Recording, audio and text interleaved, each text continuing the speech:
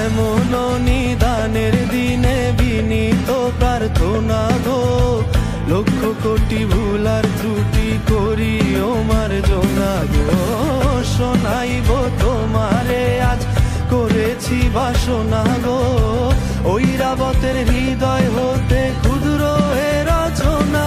আমি কি করিব, কোথায় যাব, কোন সাধনে পাবো গো, আরেকটি বার তোমারই দর্শন,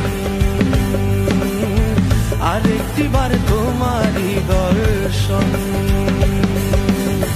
কোন বাঁধনে বাঁধি আমি, কেমনে তোমায় রাখি গো তুমি